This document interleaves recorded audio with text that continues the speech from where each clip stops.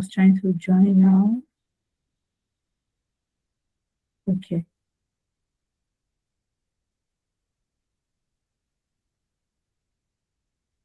Hi, Sophia. Nice to have you on the call. Hi, Jamil Lawal. It's nice to have you on the call. Thank you for joining. Hi, good evening. It's nice Hi, good evening. How are you doing? Hi, fine, thank you. Thank you, Jamil. Thank you for joining. I think someone else just joined now. I'm trying to see so that I can, properly welcome them as well. Okay. I'm not sure. I can see. Okay, I think that's just all for now. So please, if you know people that are registered as well, yeah, Deborah Simisola. I know that someone else is joining. I wanted to welcome them. Hi, Deborah, welcome, and thank you for joining the call. So we're just going to get right into it now. I'm going to go ahead and share my screen. If you know anybody that you share the flyer with that also registered, please, you can nudge them to join. You can also post the link to join on your status to like just maybe call their attention to it. Thank you so much. So I'm going to go ahead and present my screen, like I said, and I'm going to be proceeding to do the introduction. So Perpetual was asking some questions before now, so I'm going to be responding to that questions. Like what my introduction is basically going to cover some of the questions that she has asked. Please let me know if you can see my screen. You can just make a reaction. Thank you. So thank you, everybody. Welcome again to Figuring Out Career. If at any point in time you cannot hear me, please do not hesitate to let me know. You can call my attention by unmuting, raising your hand, or making a reaction. So welcome again to our second session of Figuring Out Career. And Figuring Out Career is basically a career development series. And it's born from a simple realization, to be honest, that a lot of talented people have the potential, they have the skill, they have the ambition, but they do not always have access to the right guidance, to the required structure or information to properly position themselves for opportunities. And I think that based on my personal experience, having access to opportunities, to guidance has played a very vital role in my career growth. I can't even lie. I can't tell my story today without mentioning like 3 to 4 people who pointed me to this course. One person who told me that I can focus on something like this. One person who told me that, oh, why do I not explore this platform to build a project since I do not have the experience, and then properly position or like document these projects and then post about them, write about them, publish an article. I cannot like tell my story without mentioning that people actually pointed me to the right things to do that has helped me. And it goes beyond somebody pointing me to something or pointing anybody to something. It also boils down largely to who is being guided to want to be guided. So it's one thing for people to be invested in guiding you and showing you the right thing, but the person who is being guided are there readily available to start implementing this thing. So I'm going to urge us that while this webinar is just a 1 hour 30 minutes thing, I feel like there is an impact that we can get from it. So we should be open-minded to learn, unlearn, ask our questions, and basically I feel like you don't have to try to implement everything that you learn from this webinar today or even through your entire journey, but just try to pick one thing and see how that can help you grow. So basically I'm going to be going ahead to introduce I don't know, Perpetua, I don't know if that answers your questions, but I'm going to go ahead to tell us a few housekeeping guidelines. Please keep your microphones muted during the session.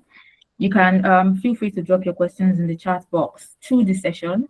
They'll definitely be responded to. I'll be in the chat box to always monitor and see if somebody is dropping comments. You can also try to engage through the chat box, through reactions. So if you feel like the speaker is saying something that resonates with you, please make reactions. Something that you are feeling, make reaction. You can clap, you can do a thumbs up, share the speaker on. Also, you can drop a comment to support whatever it is they are saying at the time, or to ask your question at the time so that you don't forget after they have moved on from that. There will also be a dedicated Q&A segment. Don't worry. You can always ask your question at that time. And during the time, as I'll go through this comment section and see questions that have been dropped. And this session will also be recorded for learning purpose. We're going to be publishing the recording on YouTube, so you can always go back to, like, if you need to pick something from what you have learned today, if you need to refresh your memory, or like go back to something that you feel like the speaker said that you need to implement. So now I'm going to be going to the host and convener introduction, which is myself, Olabisi Olaleye. I'm going to be keeping this very brief so that we can move on to the that we need to do today. Olabisi Olaleye is a senior data analyst, mentor, and the founder and convener of Figuring Out Career, and I'm so happy to have us all on the call today. She has built her career across organizations including FCMB, Adoga Resources, and 14365, where she's helping businesses leverage data and business intelligence to make informed decisions. And beyond Olabisi's professional work, she has served as a data analysis coach with Quantum Analytics and Swift Profile, where she has supported aspiring professionals in building practical analytic skills and navigating their career journeys. She has also mentored students, young professionals, and women seeking to position themselves for professional opportunities. And I really hope for more opportunities to be able to do this. Through Figuring Out Career, she's creating a platform that connects people with practical guidance, mentorship, and opportunities to help them navigate their academic and professional journeys. So basically, this is about our convener and host for today. Now to our speaker introduction. To our HR specialist, please, you can clap or you can cheer, Luqman AbdulAzeez.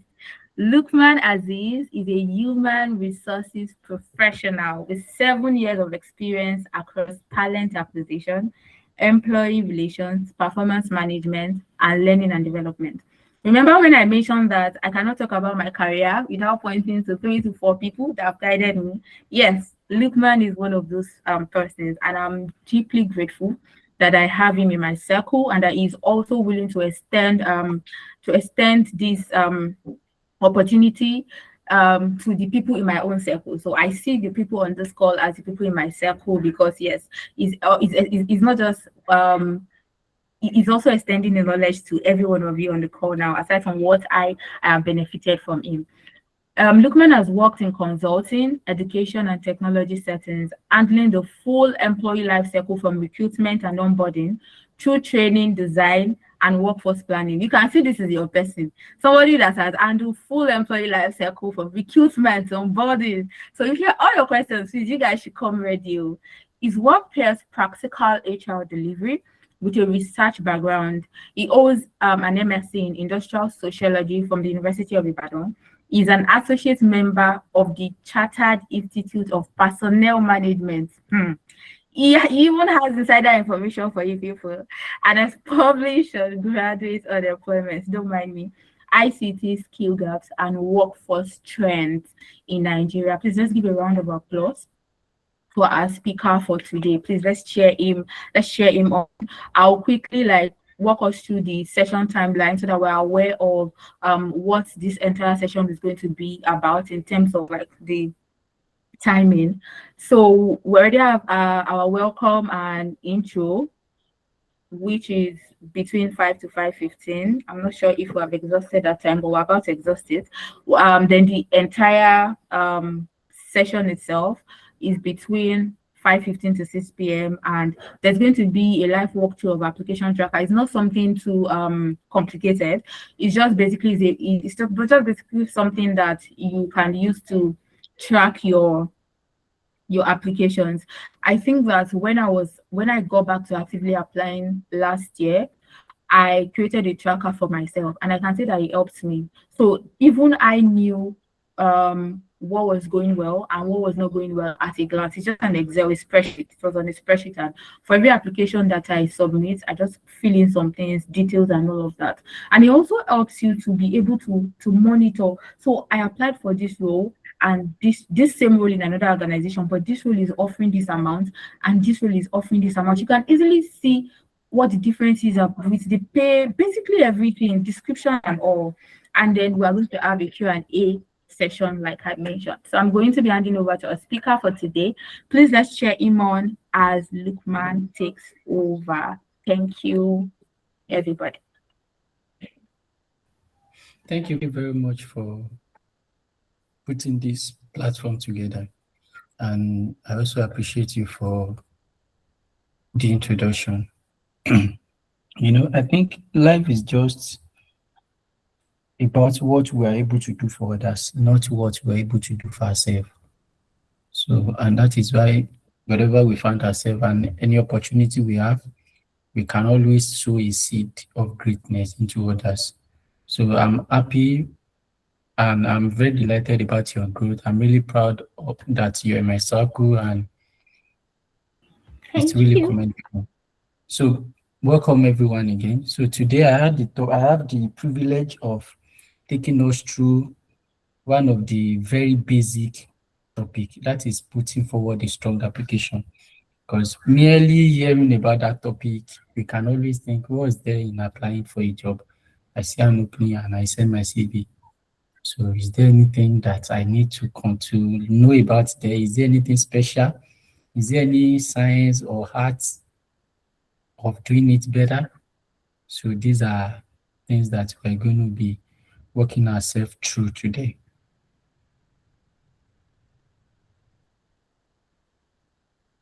So I'm going to be sharing my slide so that we all can follow me as I'm presenting.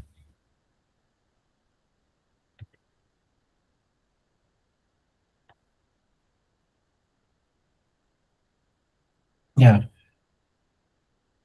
So this is the topic I have to do justice to, that is putting forward strong job application. The thing about it is that, any competition is not won. A boxing event is not won in the ring. And that person that you see that won a boxing event in the ring did not start winning when he gets into that ring. He has been winning long before got to the ring. So what do I mean is that, what I mean by that is that applying for a job, so like filing a strong application does not start when the application is opened. It starts with career clarity. I'm currently, okay, I'm not sharing my camera. That is something I always like to do. I currently have a bottle water on my desk right here as I'm presenting. And one thing about it is that the price of bottled water in this country is something that varies based on where you are buying it. If you are buying it in traffic, I think it's 200 naira. If you're buying it in some restaurant, it could be as much as ×5 of that. It could be 1,000 naira in some restaurants. Some places it could be 2,500 naira. So that price is not something that stay in the place. And it is not because they are offering you a different bottled water. They are offering you, I don't want to show the brand anyway. So they are offering you the same bottled water, that the actual retail value is something around 200 naira. But because of the place you are buying it, and that is how we are as person. The same role might pay you 200,000 naira somewhere and pay you 2.5 million naira elsewhere. So, and that is why the clarity is very important. You need to go to where you are going to be appreciated, where you are going to feel like, oh, this is where I should be. And that is where successful, strong job application starts from, the clarity. So where do you like to be? That is the first thing you need to know. Where do you like to be?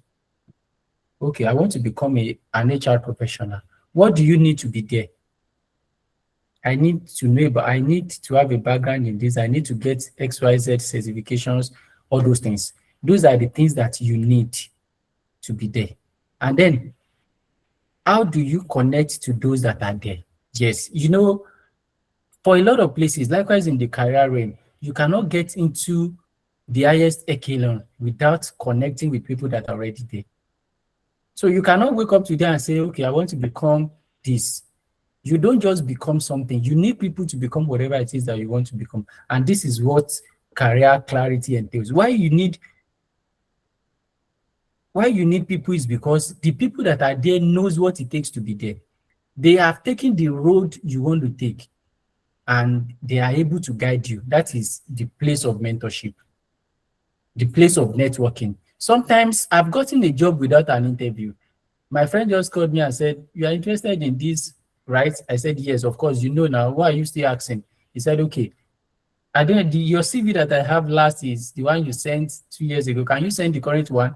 I sent it to him. The next thing he called me was that the man said he wanted to see me in his office. I said I wasn't around. I wasn't in the city then. So, and I said, okay, next week I will see him. He said, no, that the man said he cannot wait, that I have to be ready to see him. Like, he can only spare me 2 days. I said, okay. I went there and the man there was like, oh, you are welcome. In fact, it's nice finally meeting you. You are this guy's friend and all those things. And the next thing was saying that, so that is where you're going to be sitting. That is your office. So these are people that you're going to be working with. They are going to introduce you to how we work and how we roll here, and you are going to have the vibe. I was like, he didn't even ask me what do I want, like, and that is it. That is why it's the clarity of connecting with those that are where you want to be is very important. Not long ago, I have a guy that is is one of my guy, and a client reached out to me to say, look, man, I need you. I want an HR person. Sorry, I want a social media manager that is able to do this.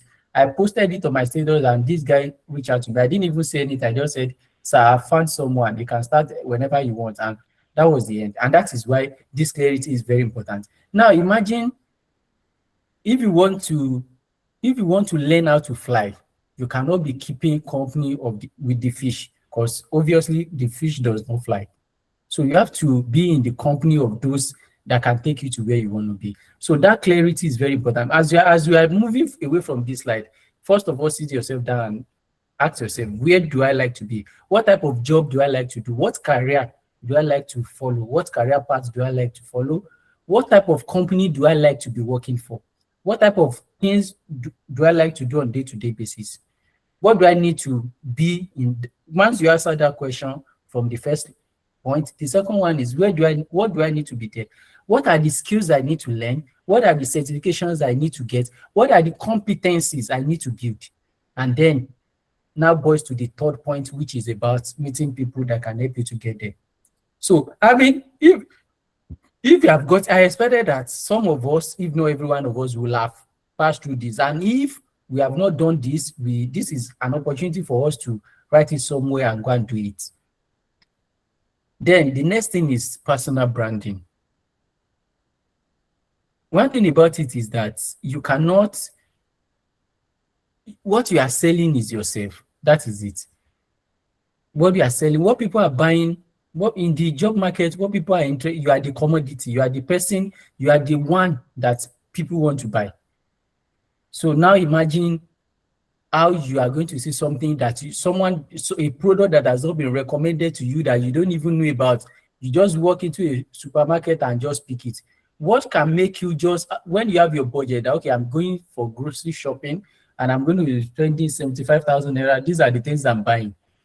Put yourself in that shoe. What can make you buy something else?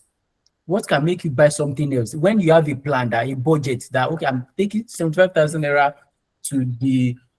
for grocery shopping, and this is how I'm spending it. What could make you exceed that 75,000 naira? If you're a very financially disciplined person like myself, before I could able to spend a dime outside of that budget, it has to be that thing was so appealing to me. And that is the place of personal branding. I want to hire someone. I have a mental picture of the person I'm looking for.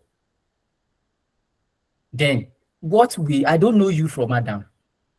And I have a lot of people on my connections that every now and even when I didn't have clients asking to fill the role, I have a lot of CVs already. So if I see any role today, there are over 50 CV that is waiting for that one role. So what will now make me to choose? And that is the same thing for every HR person. I don't do recruitment on a full time. I do it on the side. If I that do recruitment on the side is getting 50 resumes from people saying, if you have any opportunity, plug me in. I already have like 50 sitting. Now imagine someone that is constantly posting that he's hiring for this and that. Imagine the number of resumes they have in their bank from family and friends. So what will not make me choose you when I don't know you? You have to be a valuable person. I have to see your resume and know that, okay, this person is valuable. It's not by making it so nice, making it so beautiful. It's about your career trajectory. It's about me seeing your profile and thinking that, oh, this guy knows his onions. And that is it. You don't have to have the best resume for us to know that. Then the next thing is to learn out how it works. How does it work? At every point in the market, the labor market is continually changing. Like what we want to see in every area is changing. One of I just saw the person that referred someone to me on this call. So, and when I was talking to that person, I asked him to send his resume. He sent it. He won a particular role. When I went on it, I see that, okay, he knows the basics of that role, but that role has changed. What he knows is not what is the most in-demand competence within that profession. So then I was like, this thing is not there. So that means it's just like, the feeling I have instantly was that this person is not moving with trend. And that is it. You need to learn how it works, know what is working at every point in time. And that is something that is changing. And that is why you have to be assertive so that your brand can be up to date. Then you have to show your work. As a professional, you don't do things and keep it silent and keep mute about it. And that is why a lot of people are always like, well, if you want to get depressed, go on LinkedIn. It's not just about you getting depressed. It's about people trying to showcase celebrate their small win. And they are not just celebrating it because they want to celebrate. They are celebrating it so that people can see them and find them valuable. Because part of the hiring process is sometimes when I've met with a candidate and I think this person is very fantastic. The first thing I was already doing, probably sometimes when the person is right in front of me, I'm already checking them on social media. And social media give you a platform to do that. If you're in a profession that allows you to have a portfolio, having a portfolio, you cannot tell me you're a graphic designer or you're a video editor by just saying it. You have to be able to show me videos that you've made. And that is the only thing I will use in judging you. So you have to seize every opportunity to show your work, to show what you have done, to show what you're doing. It helps people it gives you a sense of brand. One of the things that brought me here talking to you today is because of how I've always shown my work. This is what I do. Even people that we have not connected in the last 5-7 years knows that this is what I do. And if probably someone around them need that thing, they know Luqman is your go-to person. So in as much as all these things are triggered towards one thing, and that is a strong application. So what these things are communicating to us is that a strong job application doesn't start when you see that a job has been advertised. Then you have to understand where to look. Some jobs are not where you are looking. You have to know the nuances that, okay, for this role that I'm interested in, this is the best place to look.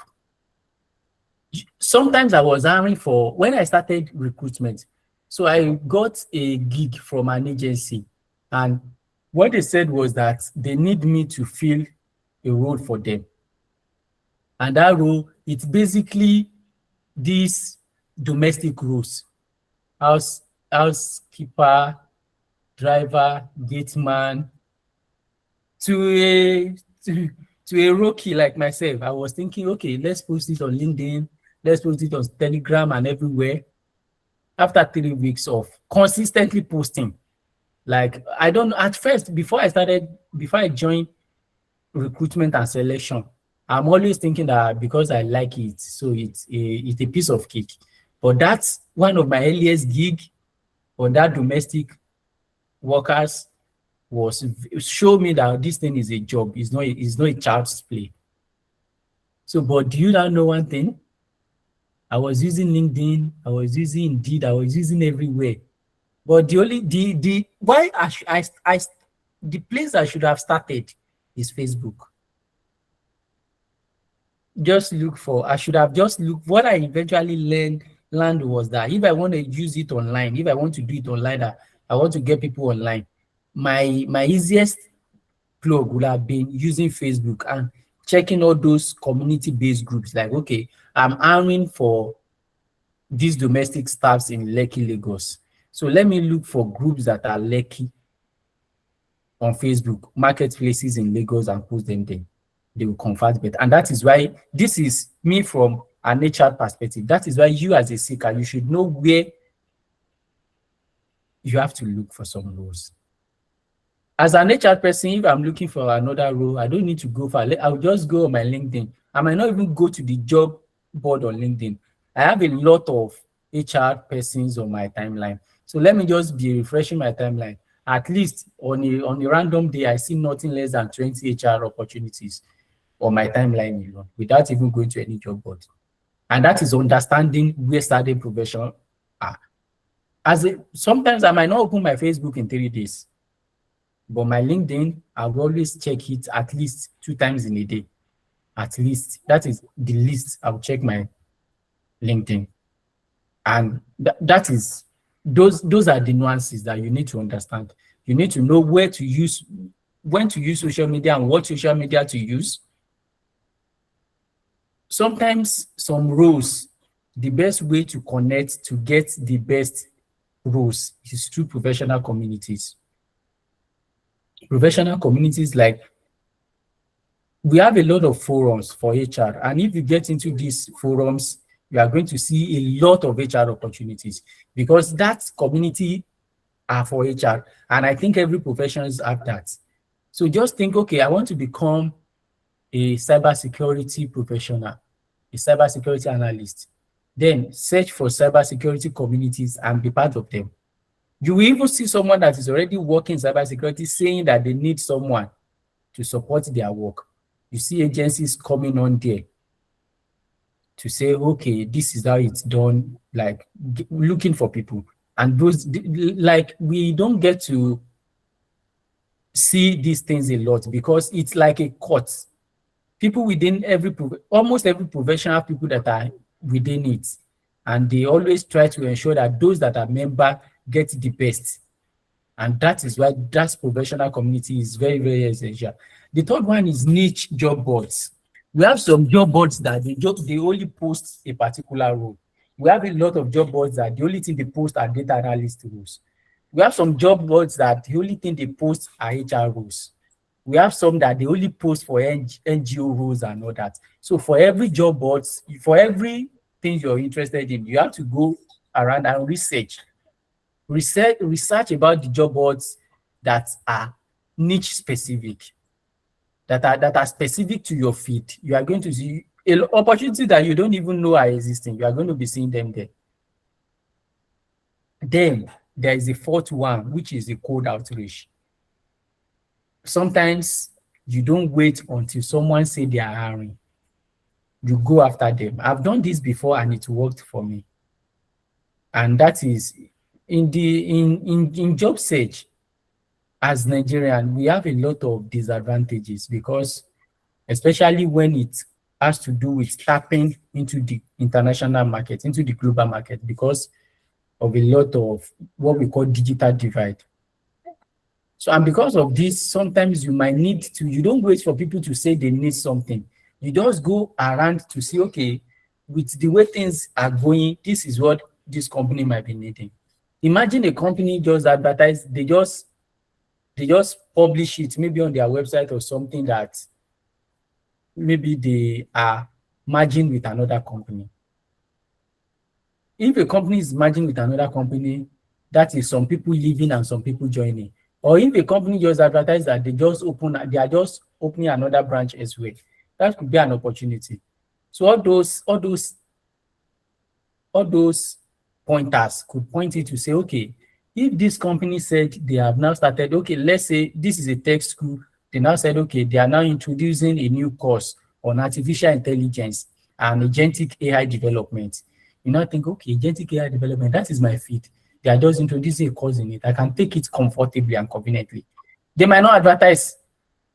If by reaching out to them, you can always look out to one or two decision makers in that company and pitch them, reach out to them. You see a business that, okay, they release the annual report, and instead of their revenue to be going up, it's coming down.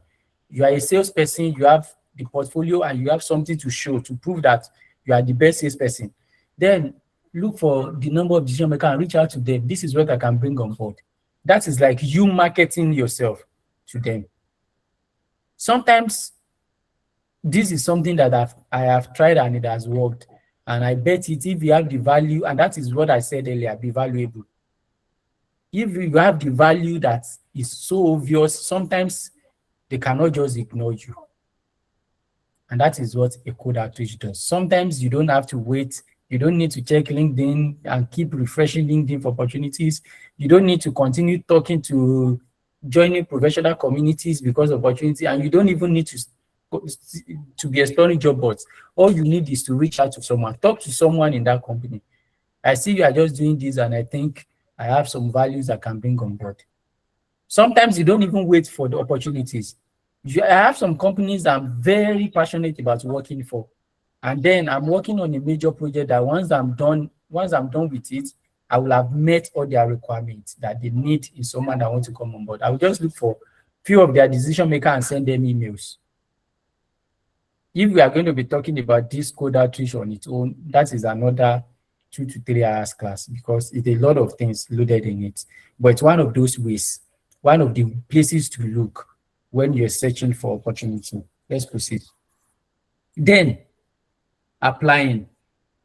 So you've done everything I've been talking about since are the things that you will have done before even seeing an opportunity. Let's say you've planned yourself, Mr. A, I want to become a cybersecurity analyst.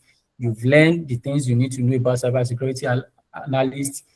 You have built your CV the way it should be. You've joined some job boards, and now you finally see an opportunity that they just posted. The first thing is, don't rush. You know, when I started job hunting, when I see an opportunity, even if I'm outside, I will quickly go inside and go and apply instantly. Sometimes you don't need to rush. You need to plan it. You need to understand yourself, face the requirement. The reason why you should not be applying for all the roles is so that, because of things I'm going to be seeing later in this presentation, if you are applying for all roles and you are doing them, you will soon become a mediocre. Like, people will stop taking you serious. So you have to focus on only those that matches. Know what matters to hiring manager. For every single role, there's something we are looking for. For every single role that is posted, there's something that is most important thing to us. And these things are usually based on context, like based on nuances. There was a time I interviewed a candidate on behalf of a client. This client is running a research firm. So he has just gotten a contract to conduct a research. I think it was from the federal government or something. So he needed people that will follow him to the field. So this was not the first time. He's already on that contract. So it was in the middle of that contract that he needed people. And why did he need new people when the contract has already started, when they're already on the field? Is because the ones he recruited earlier, some of them left. Not because they are not competent, but because they had to travel far away from their home. And a lot of them are not comfortable with it. So it was in the middle. He said, oh, we've done that of Lagos, we've done that of Ibadan and Southwest, and now we are moving gradually towards North. And they started pulling out. So I cannot go to the North. So, and when we are hiring, what do we focus on? We focus on people that are willing to travel, people that has done that type of research before. Not necessarily that they have the best CV, they have a PhD. No. What becomes very important is that have they run that type of research before? Do they know the nuances that, okay, you might be in Calabar today and tomorrow you are going to be going to Borno? So those are the things. Understanding what matters, like what is this person, what is it, what is the most important thing to them. There's a company I used to work for when ChatGPT came out, that was in 2023. And you know, by the time we were leaving, their focus were on getting people that have proven prompt writing skill, like people that can write good prompts. Then prompt writing was not something so common. That was their, because they see that, okay, this AI that just come, the best way they can, it will kill their job. And if they are going to still exist while AI is here, the best thing is to quickly pivot into what's it called, into prompt writing. And that was why their focus was on, even though they said they advertise the job as writers, that they are searching for writers, they prioritize those that knows this thing called prompt writing. Then it was something new to a lot of us. But that is it. And for every role, that is how there are always nuances that tells us what matters more to the hiring manager. A company just announced that, okay, they are trying to prioritize ESG in their strategy based on their last report. For all of the roles they are going to be hiring for, they are going to pay attention to those that have that mastery. And those are the nuances that you need to try and understand. It will be difficult for you to understand this, for you to go after this, if you are applying for all the jobs out there. Because imagine you've seen like 30 opportunities that you want to apply for just today alone. Will you be able to check to see, okay, what is the most important thing that this company is looking for? What is their vision? What type of people do they like to work for them? You will not be able to make proper research because the roles are too many. Amplify your strengths. Show why you are worth the bill. Like I said earlier, if I plan to spend 70,000 naira at a grocery shop, and if I'm going to spend a dime above that amount, I need to see a strong brand. I need to see a compelling reason, and that is the same thing that happens to you. So one thing you have to do in your application is to focus on your strengths. Sometimes one of the mistakes I've seen people made is that we said we are looking for people that have 5 years experience in this industry. You have just 2 or 3 in that industry. You are not saying that I understand that I do not have the experience. You already told me you don't have the experience. You already told me, in as much as I understand that some people will take this and say, okay, he acknowledged, but he's ready. There are nuances to it. For me, I'm going to think that, because I don't even remember at the time I'm reviewing your credential, I don't remember some of the things that are not what matters to me. So if that 5 years experience is not my most important thing, and one thing I need you to go away with is that bulk of the time when we say have 5 years experience, we are not necessarily saying that you must have spent 5 years in that role. We only need you to have a perfect understanding, to have the experience. Sometimes, you know, when we are talking, I remember a man once told me that that you should not think that every old person is wise, because you don't know that even the fools, they grow old. So if you now see an old person, what if they were fool when they were young? So are you going to assume that they grow old and suddenly become wise? So those are the nuances. So you have to focus on your strengths and forget about those things that you didn't have. The 5 years experience, you don't have it, but you have, within that 3 years that you have grown, you have been promoted 4 times. That shows a kind of accomplishment, and those are the things you should focus on instead of talking about those things that you didn't have, except when they are specifically called out. And if they are going to be called out specifically in the application, it must have been that it is one of the things that matters to the hiring manager. If it doesn't matter to the hiring manager, they are not going to call it out specifically. Then the last but not the least is use AI, but tell your story. I'm a resource person for a training organization, and of recent, after the coursework, I gave my students a kind of assignment. I told them that this is the same thing I told them, use AI, but tell your story. But when they came back, I didn't even look twice before knowing those that use AI. And that is it. AI is a blessing to our generation because it makes us better.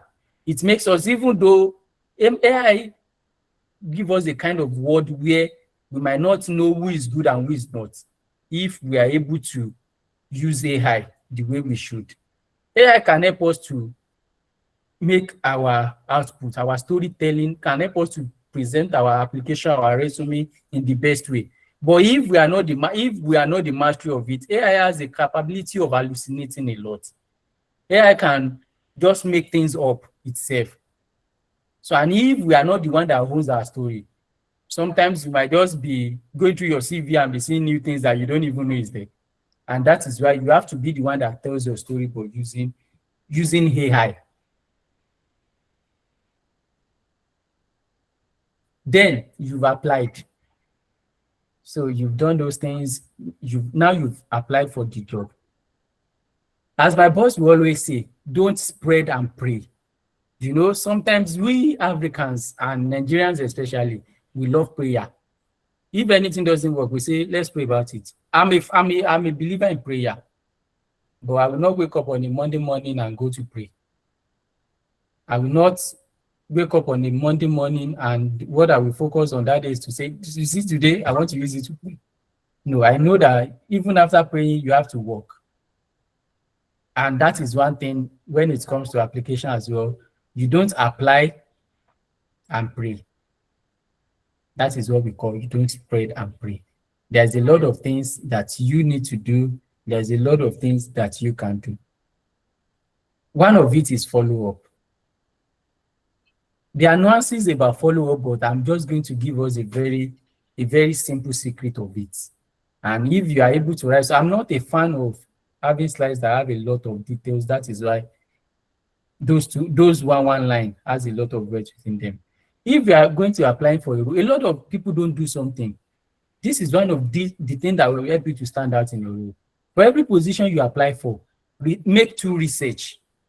There are basically in Nigeria, there are like 2 to 3 or 4 categories of organizations. We have the startups.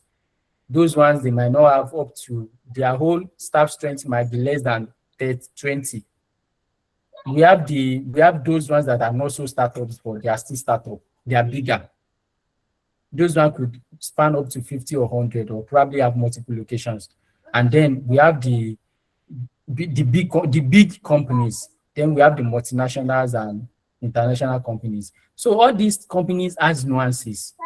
It is easy for the first 2 categories. It is easy to follow up because you can quickly search that, okay, you are interested in this company, you can quickly go online to look, especially LinkedIn gives you a lot of this opportunity to look at, okay, what are people working in this company? And then you can look for, okay, who is the HR manager? Or probably if you apply for a project manager role, you can always see, okay, who is the head of project, or who is probably the chief operating officer, or who is that position? Some positions, some opportunities you want to apply for, they will tell you who that person is reporting to. They will say, this position of a data analyst will report to the head of analytics. They already tell you the person you are going to report to. And that person that you are going to report to will be one of the core decision makers in who is hired for that role. You know, if I'm an head of HR and you want someone to report to me directly, if you are hiring that person, except probably I'm not around or something, I will always be part of the panel. In fact, the final interview in most of the cases is usually with the person that role will report to, and that is usually the hiring manager. The person that will manage the person we want to hire. That is the hiring manager. So if you're able to get that, fine. If you don't get it, you don't have a problem. There are 2 parties to recruitment in every organization. In most of the standard organizations, because we have a lot of unstandard organization here, the first party is the hiring manager, and that is the person that if you get the job, you are going to report to. The second person is HR manager. In a normal organization, we have I keep saying normal, I keep saying standard at this phase because in Nigeria we have a lot of organizations. Some of them are not standard. In fact, bulk of them. So in a normal standard organization, there are 2 parties to recruitment, the HR and the hiring manager. Let's say, for instance, now we want to recruit for a data analyst. The hiring manager could be probably head of data, or let's say chief analytics officer. That could be the hiring manager.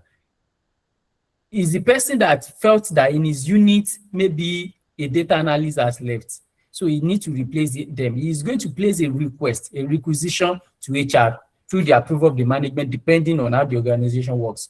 So when it got to HR will now review to say, okay, they need this person. Is there no resources internally that we can use? If they make decision, okay, let's go and hire externally. So they are going to, if it is a big HR department, they can assign it to a talent acquisition person to say, okay, this project has been assigned to you, go and look for someone.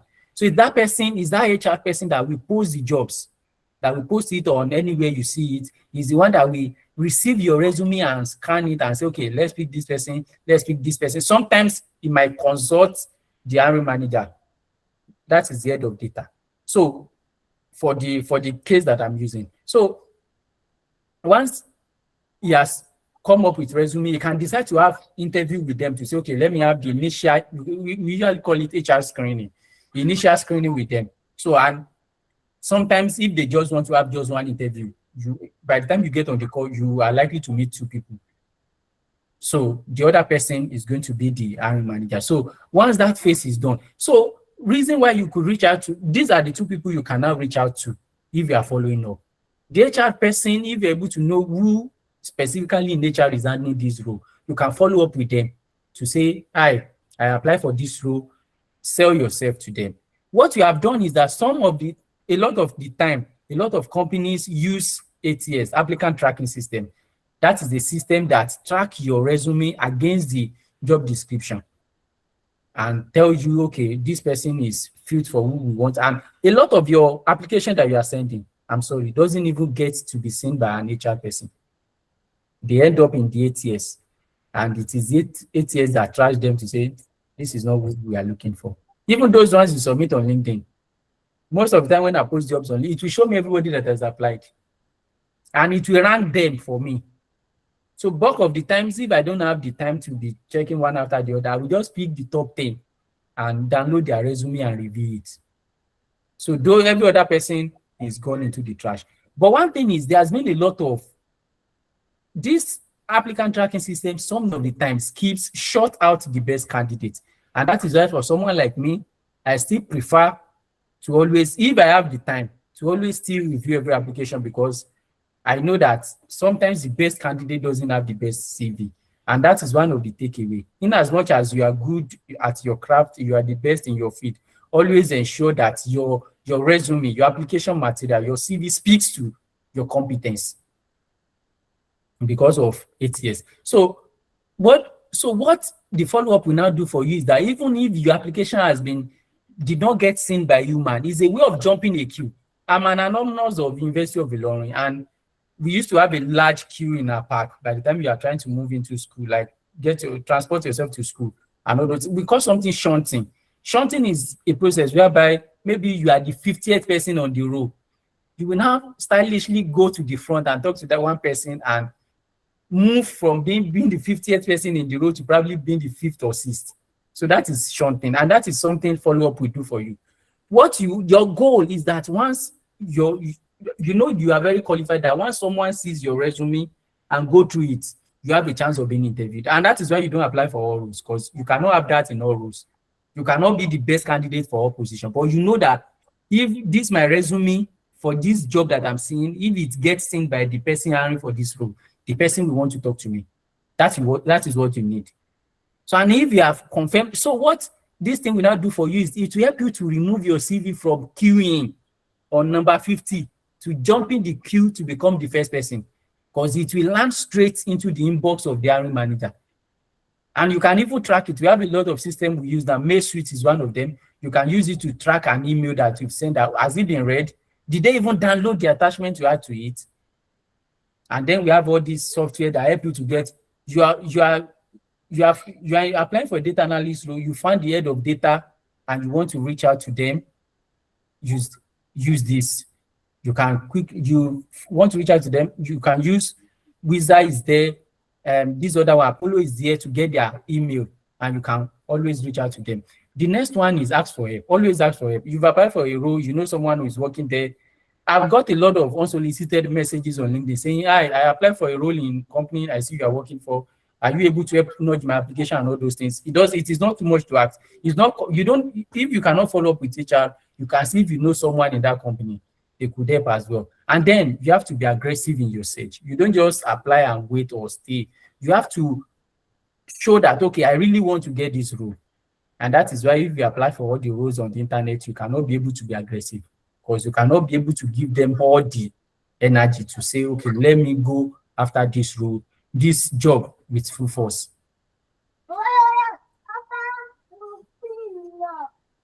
So that is where I'm going to be stopping. And I think, I still even have 5 minutes left of my time. I'm trying to rush to ensure that I'm able to cover everything before the time allotted to me. And I think I've done well with my time. Yes, you have. Thank you so much, Luqman. I like that you have really managed your time, and then you have like touched like a lot of vital aspects, especially the use of AI.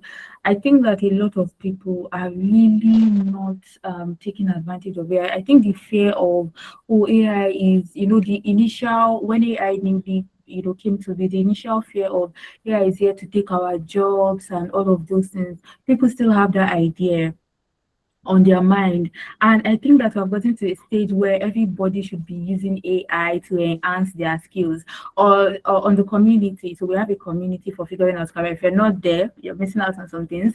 There's this post I saw on LinkedIn, I think it was on Twitter, that I shared in the group, and it's basically just like showing prompt on how people can better.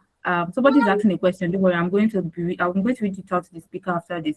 How people can use some prompts that people can use to better, set up their CV and maybe find the right jobs. Basically, all of these things. But again, sometimes if you don't find information is not going to find you. So you have to be on the lookout for all of these things. So thank you so much for that insightful session. I had like a lot of things to like learn. And for those that are on my WhatsApp, you had already been seeing some of my, as little note from like the session.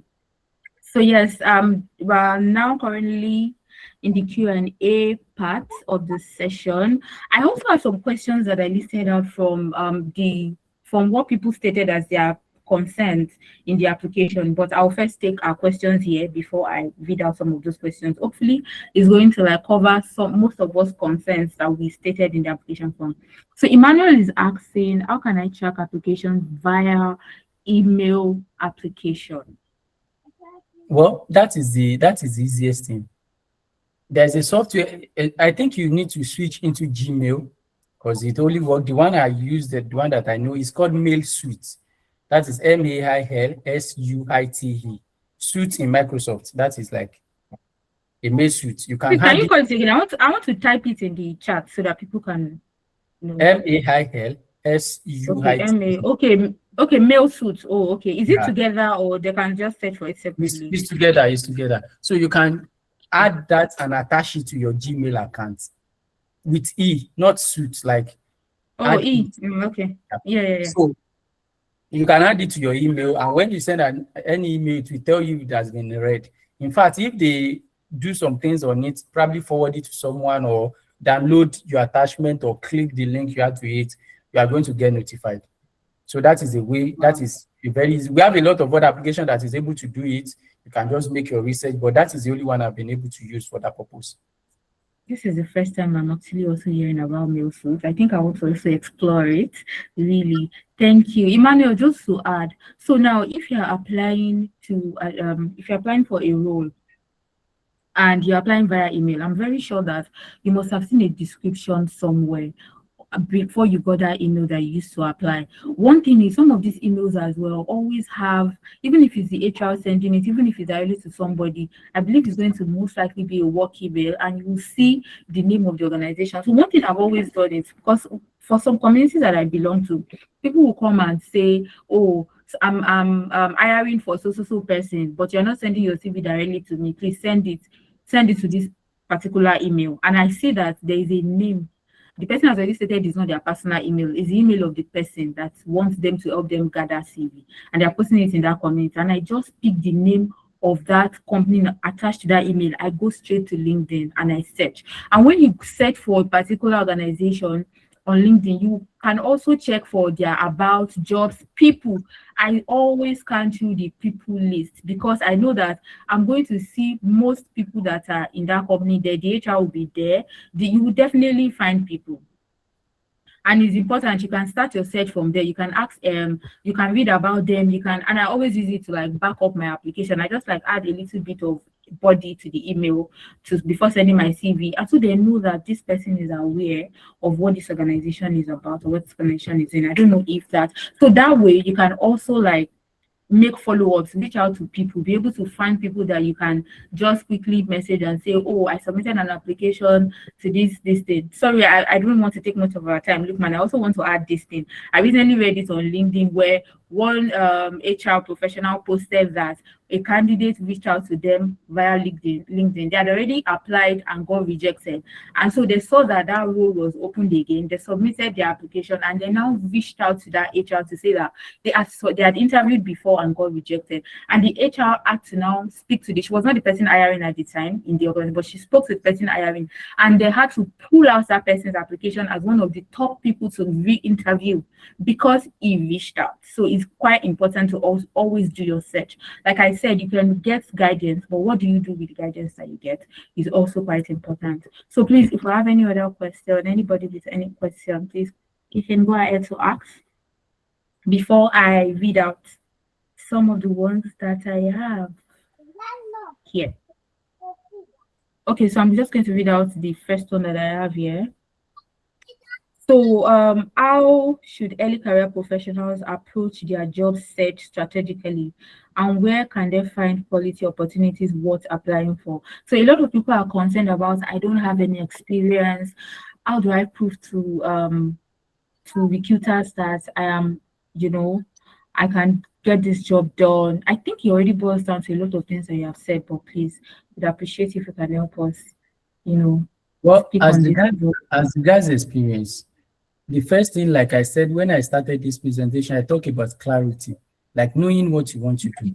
Once you know what you want to do, you can even start by being a volunteer. Because a lot of people, the problem we have is a crop of people that just want to become something without wanting to do anything. So if we are really bent on something, and that is why professional communities are very important. If you want to do any profession, if you want to go into any career, there are communities that are into it. Show your interest to that community, and even if you are not going to get paid, you are going to see people that will be willing to take you and walk you through. I've done this a couple of times, and it's one of those. I owe my story to a lot of people. I owe them credit for my career because I was able to. I always speak out. And I've received a lot of help through that channel saying, this is me and this is what I want to learn. So people that I've known of are always happy knowing that someone is willing to learn. And that is something you have to first of all demonstrate. The next thing you have to do is be willing to volunteer. For some of us, my HR career, the first HR position I took was a volunteer. It was an outsourcing firm. I walked into there and say, see, I have a large community and I like to work in HR. I can be working for you for talent acquisition. If you have any requisition, give it to me. I'll go ahead, find resume without getting a dime from it. So from that, I was able to build the experience, understand the nuances, and know how it works. So if the opportunity is not coming, rate one, be willing to offer yourself for it. Thank you. Thank you so much for that response. I think I just saw an interesting question as well. And this your response just has already like answered it, where the person is saying that how do you land a job you're passionate about with no experience related to the job? Basically, volunteer. Offer to volunteer. It might not be that particular one in that particular organization, but find similar one, volunteer. You have something to prove to these people. There are a lot of places. You can go ahead, please. Yeah, your quick shot into doing this is, okay, you want to go into, I used to have a mentee. she's interested into tax. That was what she was interested in. She has tried to learn some things on YouTube. She has the skill. She has learned some Excel, data analysis, and all those tools that they use in tax profession. So I now told her that go check for what are the companies you like to work with. Write 10 of them down. That these are the 10 tax consulting companies that I want to work with. Then leave those 10 outside of it. Look for those other 10 that are smaller to those other ones that are not as big as that first 10. Now, get those 10 together. Look out on LinkedIn and search for head of HR, COO or Chief Operating Officer, and look for the head of operation. It's a tax firm. So the head of operation, look for those things. Add them into a separate tab. Look for their email address or probably connect with them on LinkedIn and send them an email. You are going to it. That is a kind of code email you can use to say you are not interested in their money. You just want to come and learn. Even if it is 1 month, they should give you the opportunity you want to learn. And in the process of learning, I've done it before as well. I've reached out to a company, like I just said, and when they gave me the opportunity, they were so surprised that someone is willing to come to work for us without you just want to learn.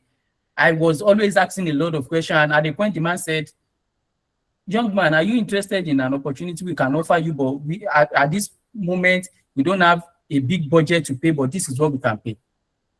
They were willing to offer me something, but then I wasn't interested because I was already close to something bigger, but at least it was a learning opportunity for me. Yeah, thank you. I feel like some of the things that you learned from that place could have also influenced the bigger opportunity that you got in the end. So, absolutely. Yeah, which is nice. Thank you. So I also saw a question that I think so are cover letters needed? Does LinkedIn matter? And portfolio is definitely needed. How much? So this person wants to know if a cover letter is needed, how important a LinkedIn profile is, and how much having a portfolio matters. Well, for cover letter, it depends on the role. Personally, if I'm applying to a role, if it is a portal, probably there's a place I'm going to fill a page, like a career page, where I'm going to fill something. If they didn't ask for cover letter, I won't include it. If they don't ask for a cover letter, I won't include it. If they do and said I can include or not, I will include it. If they ask, I will include it. But if I'm sending an email, I will make it very short. And it's going to be body of that email. It's going to be just 2 to 3 paragraphs. Reason being that a lot of people nowadays, it is easy to write cover letter using all these AI tools. So as an HR person, I didn't even reckon with it because I know that you use AI to write it. So most of the time, I personally don't reckon with it. But if the job demands you to write it, sometimes I've been on a role before that we didn't ask for resume. We just said, okay, answer this question. We asked 3 questions, answer them and submit. That was what we use in evaluating people. And when we now bring those that wrote the best thing out, we now ask them to send their resume. So that was how the process starts. So that depends on the situation. The second one is LinkedIn. Of course, even if you are not applying for a job, LinkedIn, when I mention LinkedIn, I mention LinkedIn before I go to applying. That is to tell you, LinkedIn, even if you are an entrepreneur, if you are a business owner, if you are not interested in the job, you should. LinkedIn is a professional social media where you can just showcase yourself, let people know what you are up to. So I think LinkedIn is very important for you to be on, for you to be active, for you to, is like your online CV. And for portfolio, it depends on your profession. If you're in a profession where people can see what you're doing, I think portfolio is very important. You don't need to be doing a lot of talk. You are a data analyst. What have you done? You just send them the link that this is the link to my portfolio. You don't need to be talking and be saying I can do this. Let them see what you've done. And I think that is why you will need a portfolio and why I think it is important.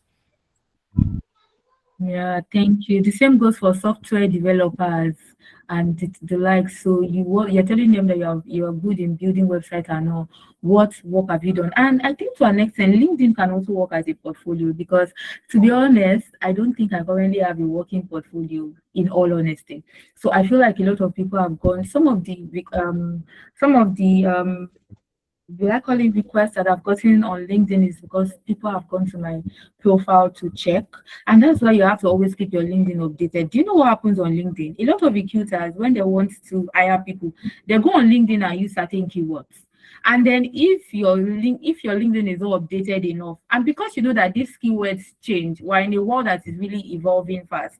So and your LinkedIn is not updated, you don't have any keyword that's related to what is being used to search for, your profile doesn't come up in that search. So it's quite important. I feel like some of the way that LinkedIn can also be used as a portfolio is you worked on a project. It's even very common for analysts nowadays, AI engineers and the likes. Whatever it is you're working on, you see that they come up with an article where on LinkedIn where they are doing a walkthrough of what they have done, and there's just like a one image showing the final result. If probably like I have built an architecture of a particular data, blah blah blah, a lot of things. But I think that LinkedIn actually is a good thing to leverage on, and I'm looking to us organizing a session on LinkedIn optimization very soon. Thank you. So there's this question that that is here. I don't think is really related to the positioning yourself and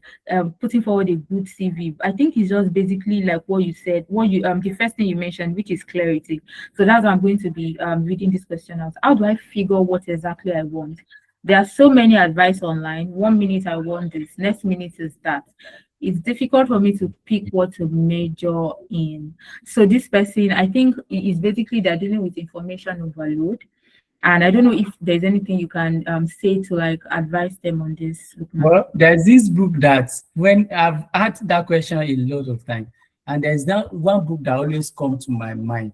It is called Ikigai, Ikigai. Oh, Ikigai. Okay, let me type it in the chat box. I think the So person there's I want an to read. formula of what do you like to do? So, and I'm going to be using myself as an example. What do you like to do that you enjoy doing ordinarily, that even if they are not going to pay you, you are comfortable doing it? Another one is, what are people willing to pay for? What is it that people are willing to say, okay, I'm going to pay for this thing? What are the things that the market need? So the meeting point of all these things is where you should be. There's something you like to do that even if you are not going to be paid, you like to do it. Find it. Then, what is it that people are willing to pay for? Find it. You can stop at that two first. Try to think what is close, what people are paying for currently, and what you like to do. Out of maybe 10 things that people are willing to pay for currently, which one is close to what you like to do? You like to do. That is a sample. That is a nexus there.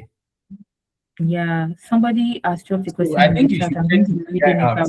It's really something that can guide you. Yeah, I also think that I would like to add that information overload is a real thing. Is a real thing, and that's why it's always important to protect what you engage with online. So there's a way. There's this how will I say it? You know, when you are trying out something, you're trying to try out something, and you're seeing a lot of people posting a lot of things about, I've worked on this project, I've worked on that, I've done this. You're seeing people's profile, I just got a job in, and you're like, am I even doing the right thing? Where am I? You are lost, and you're immediately thinking of, I don't think this is for me. Or should I try to do something else? I think that it's always important to like sit still and allow yourself some time. You don't be in a hurry to rush to something else. And it's okay to allow, and see, it's always important. It's always like okay to try out different things. It's okay. Don't be worried about what people are going to say. Oh, you were learning project management. Now you have started learning data analysis. Now you're saying that you are moving to cybersecurity. Please, if you want to, until you find yourself. But I think what you should just try to do is protect yourself from consuming too much. Find out maybe two platforms 3 courses.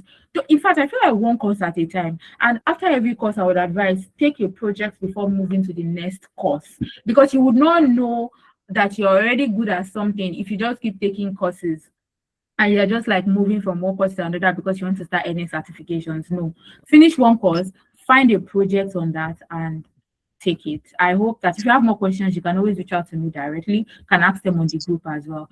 This person is saying that I applied for a job and was invited for an interview. That's Jamil. It has now been over a month since the interview, but I haven't received any feedback. I have also followed up with the HR who posted the role on LinkedIn, but no response from him. Message on LinkedIn.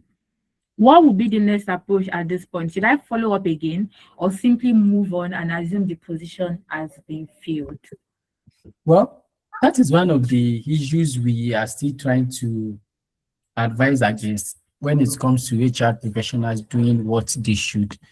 In as much, I understand the fact that a lot of people could apply for the interview, but the fact that you could apply for the role, but the fact that you're interviewed shows that you are capable of getting the job. Because once I interview for a role, before you are invited for an interview, we have found you on paper to be a good fit for the role. So, and I think you should get the feedback that, especially when you now reach out. So, a lot of things are involved. Maybe they are stepping down the road, or probably pending it. Decision has not been made, or probably they've moved on. So, it is always good to reach out once again, and then you can move on. In as much as you've already interviewed for the role, so your competence has been tested through the interview. So you can follow up once again, so that, but space it, give it a month or 3 weeks to follow up after the first follow up.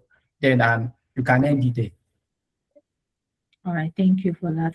Another question that we have from Said is, what skill set or tools is best for someone that wants to apply for a remote role? The first thing you have to ask yourself is that, what are the things that can be done remotely? So you cannot want to be a facility manager now and say, I want to be a facility manager, I want a remote job. It doesn't work. The facility you want to manage is not online, it's offline, except maybe they say online facility manager. So the first thing is to know, this role that you are applying for, is this something that can be done from elsewhere, from home? That is the first skill. And so even in a role currently that what you're doing, you have to get to the office to be able to do it, then you have to move into something that can be done remotely. So, and I think there's a lot of things that you can learn to do remotely. Are we going to talk about tech, talk about academics, talk about consulting, talk about sales, talk about marketing? There's a lot of roles that offer remote opportunity. But the first thing is to audit yourself and say, okay, you cannot say because you want to go into a remote role and go after something that you are not good at, or something that probably doesn't appeal to you. You have to see, is there any remote opportunity in what I'm doing? So, and if there is, those are the aspects you have to go and strengthen yourself and see, okay, are they even offering remote opportunity? If they are, then what are the things that are being required? Because if I tell you that I go and learn data analysis, go and know SPSS, go and know Power BI, I'm being parochial, because there are remote opportunities in almost every role. So yours is to find yours.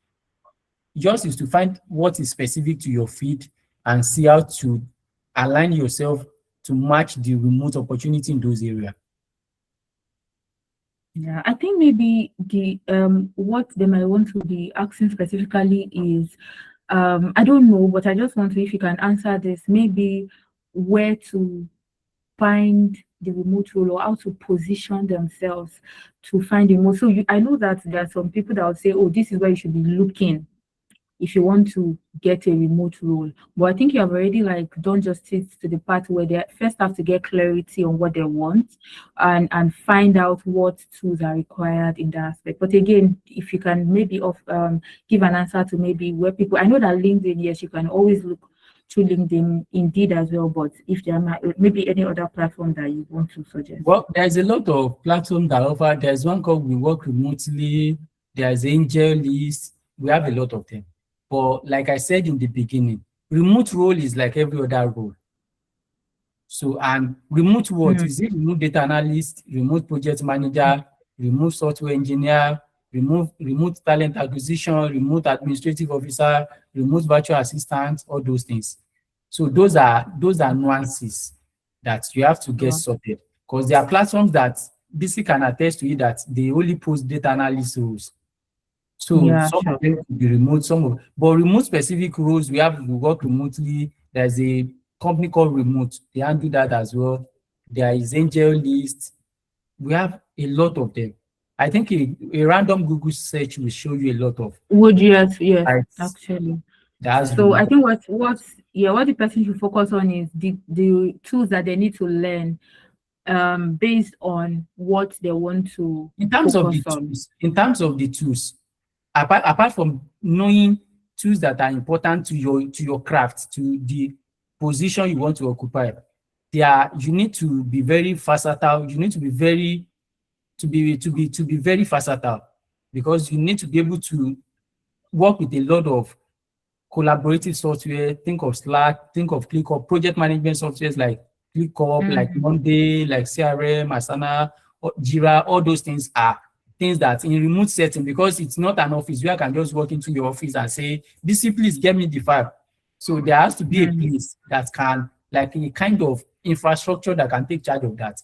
And those are the softwares I've mentioned, where we are going to have daily stand-up every morning, where if we're in an office and I want you to call you, I can quickly say, I can just stand up and call your intercom. I can use intercom to call you and say, "Hello, BC, please, can you bring this for me?"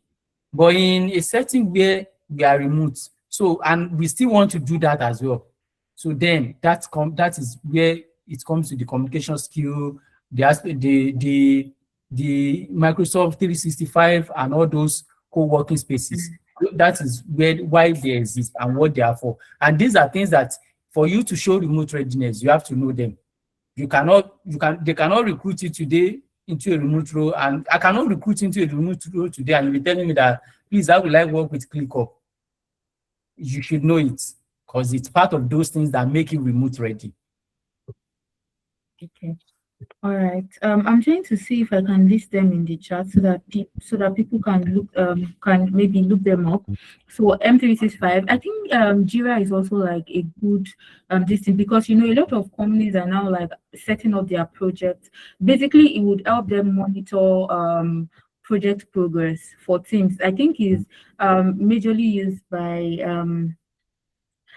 tech people, but again, you already know who is assigned to these tasks, who is supposed to take it up, what that person has done, and then even if somebody else is taking up that task, they already have every details that they need. So the other one you mentioned, please, can you please click up? I'm trying to get the correct for the other one you mentioned. ClickUp, Monday.com, Asana, Trello. I'm going to add them in the group, but I hope I'm spelling them right, because this is also like me learning these new things, and it's really interesting to me. So Trello is TRI and LLO, right? TRELLO. Okay, I already spelled it right before. So I've sent in the chat some of the platforms that you can try to get skills in. Just maybe sometimes you just get introductory courses to these things. Even on YouTube, you can find short videos on how to use ClickUp, how to use Monday, things like this. So I've listed them.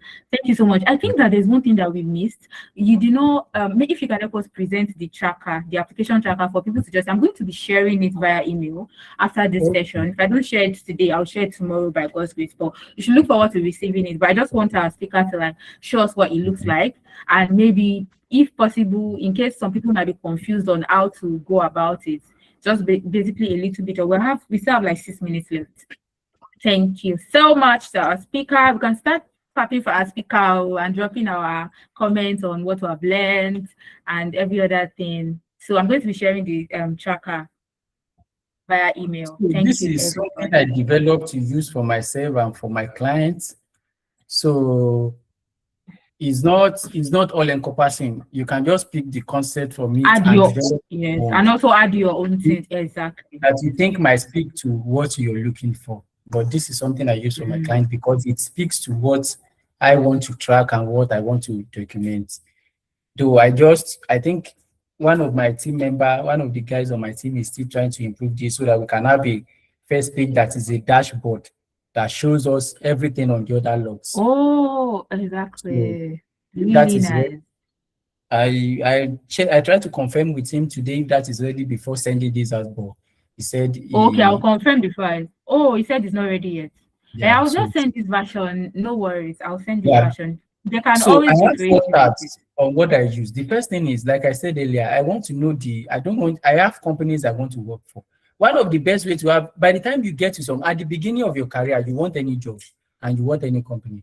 But by the time you started getting the jobs and started getting the companies, you started wanting something. You have clarity. Yes. Even if you don't have the clarity at the beginning, you will eventually. The market dynamics will force you to have a taste.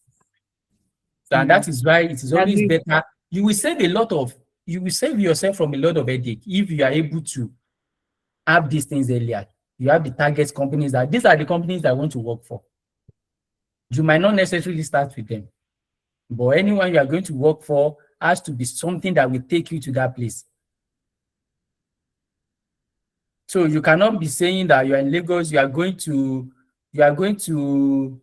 let's say you are going to Niger State. So, but then when you want to start driving in Lagos, you head towards Badagry. Are you going to Niger State? No. So, and that is it. So every company you have to work for has to be something that aligns with your targets. So, and that is why it is always good to have the target company. You cannot fill all the positions. You cannot want to be a data analyst and still apply for project management role and apply for HR role. At a point, people will stop taking you serious. So, and that is the first tab. That is what I want to have there. I want to have my target company and start taking role. Then the second tab is my application log. So what I document here are the jobs that I've applied for. So I want to have the company. How did I come about this tracker? When I apply for some jobs, I always get called on phone. And they will just call me, hello, good afternoon. Are you Luqman AbdulAzeez? I'll say yes. They'll say, I'm calling you from McKinsey Consulting. And you would have forgotten. I can relate. I wouldn't even know the role I applied for. So the most embarrassing part of it was when I applied for a company and I was invited for an interview. When I got to the interview, I don't know what I applied for. So I couldn't even introduce myself in line of what I applied for. With the job role. It's good for me to have something like this. So add the company name, the job title, the URL or email. If they said you should send the resume to the email, you can add it here. Job location, the date you saw the posting. Job description, like that one you see on social media, copy it and paste it here. When you need it, you can magnify this so that you show everything. Job type, is it remote? Is it on site? Is it hybrid? That was recently added because we now have jobs that are not all jobs are now on site. Then application status, there's a drop down. And one of the ways to enjoy this document is to use it online. And why I actually advocate for it to be used online is because sometimes you might not be in your house on your computer.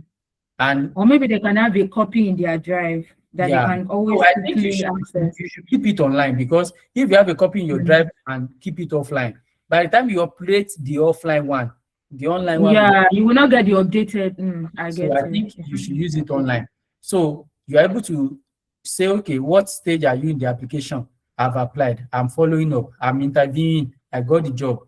Close, or they are not accepting application again. I was rejected. I didn't get any response. You can know the date you applied. When did you apply? If there's any comments that maybe I know BC in that company, I will have to talk to BC. You can write it here so that by the time you are reviewing it, and you always review this weekly, so that you can know, okay, what are the things? This is the interview log. For any interview you got invited for, and this is where you had it, so that you can now compare your application and interview. Like I applied for 30 roles, I only get one interview. What am I doing wrong? Interview. I need to do better. And this is the last one, is the networking log. Who are the people that I know? Or I the people love I this want one. to I work. really love this one. So for Thank every role you I for apply adding this for, one. like I said, I told you there are 2 to 3 ways to follow up. The first one is through the HR, through the hiring manager, or through someone you know in that company, or just a random person that works in that company on LinkedIn. So depending on how, if you don't know, if I know someone in the company, I want to go with the person that I know. All those things. So this is where that is sitting. It helped me to tell, okay, because of this role I've applied for, I need to talk to someone. This document will tell me that. So, and that is basically everything about this tracker. Thank you. Thank you so much, Luqman. Like, this session has really been impactful for me, even as a host. And we're grateful for the knowledge that you have shared with us. This is really impactful. Thank you so much. We look forward to maybe having you on the call again for any other session that we think that you would be able to help us. And thank you so much for honoring our call. Thank you so much to everybody that joined this call. If I was not able to touch your questions, please, we have a group. When I send the email that would contain the template, I will definitely also add the link to join the WhatsApp group. If you join this call through maybe the link that was shared on somebody's WhatsApp status, reach out to that person, to maybe reach out to me. If you know me directly, if you don't know me directly, I can always add you to our community, our WhatsApp group, and you can always drop your questions. The motive for creating that community is so that beyond the webinars that we organize, there are a lot of professionals on that group, to be honest. So if you have some questions, if you're in the cybersecurity field, I can always tag somebody to say, oh, as a person, this is a cybersecurity question. Do you think you can help us respond to them or give them guidance? If it's an HR related question, I can easily tag this person to say that, oh, this is an HR related question. Do you think that you can help us guide this person or give them a response? That's just basically the reason why we have that community, and we would love to have you on board. We would love to have you join us. Thank you so much for staying with us till the end. If you have more questions, you can always ask them in the community. I'll also add a feedback form. If you have any extra questions, you can add them. And please, would appreciate if you help us fill that feedback form. Would really appreciate. Thank you all so much, and I wish us a lovely rest of weekend. Bye. Thank you, everybody. Thank you for having me. Bye. Thank you.